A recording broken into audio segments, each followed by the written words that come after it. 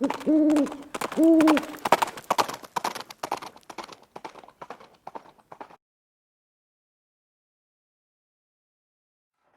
hey guys, it's Viejo here, and we are in the first week of October in 2025. Fall's upon us. Nice day here on the central coast of California too. We got high 70 degrees outside, nice sunny and clear. Started off cool.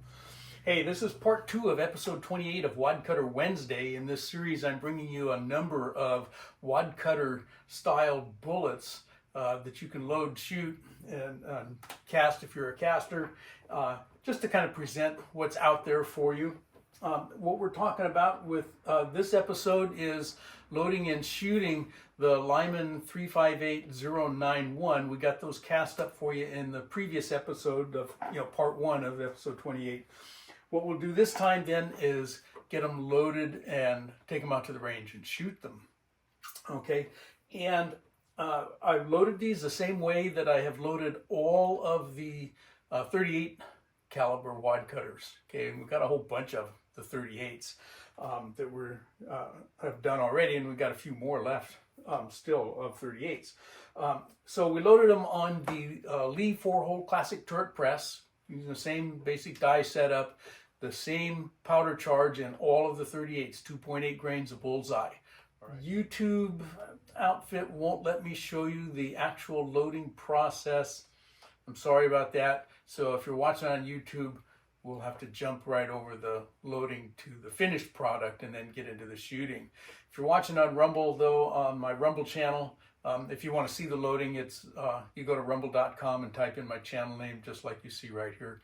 Okay, and you can see that on that venue. They're fine with it. But let's go ahead and dispense with the pleasantries and get right into the loading stuff here. Let's go. Here's our die setup for the Lyman 358091 wadcutter. Same setup we've been using for the last couple here with these button noses. So we got a Lee sizer, the Lee auto drum powder measure with the new square start powder funnel stem that's in there. And then I've got an RCBS cedar die here that's got a semi-wadcutter seat stem in it that fits sort of over top of that button nose, does a good job, pushes down around on the shoulder. And then another RCBS cedar die with the seat stem removed to do a slight roll crimp. All right, there's our work for that set, the Lyman 358091, sized at .358, sitting over 2.8 grains of bullseye powder.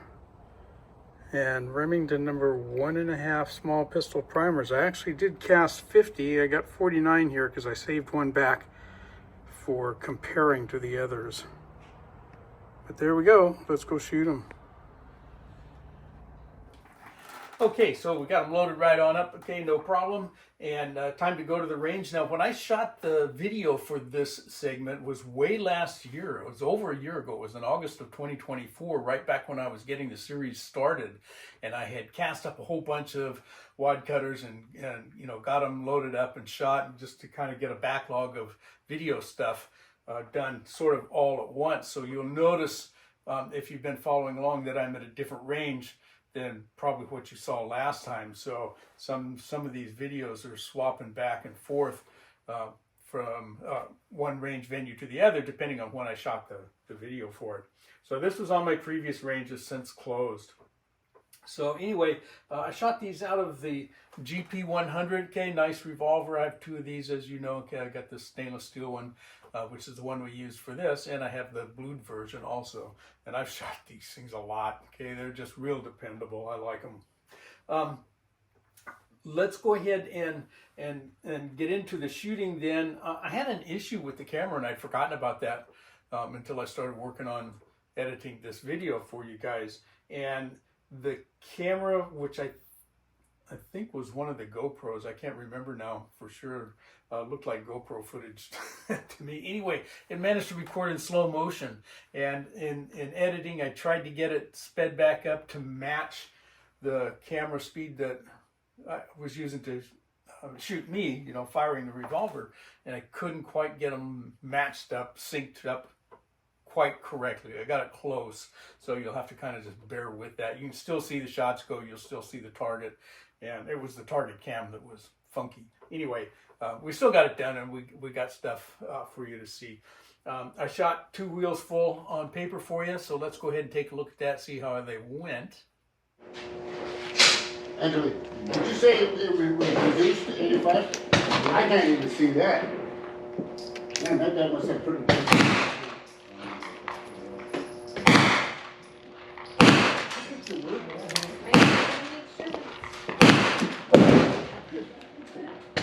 All right. You're going to stay up. But I got it. What's that?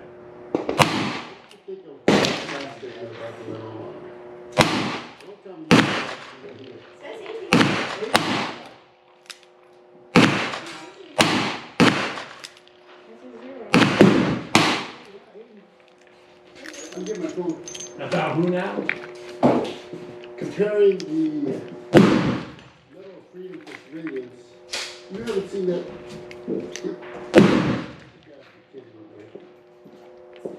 He compared. Oh, our vice president.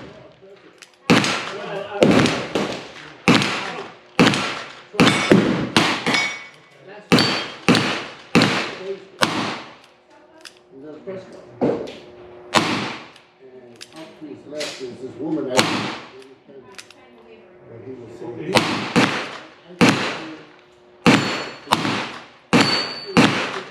Lyman 358-091, not too bad. That's a 1-inch square, 12 rounds. Okay, there you go. They shot pretty well, actually, and I think that those of you who have cast, loaded and shot that particular bullet, that 091 bullet, will agree it's a pretty good shooter. Okay. The velocity was right in there with most of my 148 grain class 38 special wad cutters in the 750 feet per second range. That of course varies a little bit with the exact weight of the bullet and the length of your barrel and so forth, so your mileage may vary, but that's kind of about what I expect with a 2.8 bullseye load out of a 148-ish grain 38 wad cutter. So overall, I was happy with that one. I think that's going to do it for this episode. I hope you all enjoyed that and got something out of it. But from the Viejo bench for now, that's all she wrote.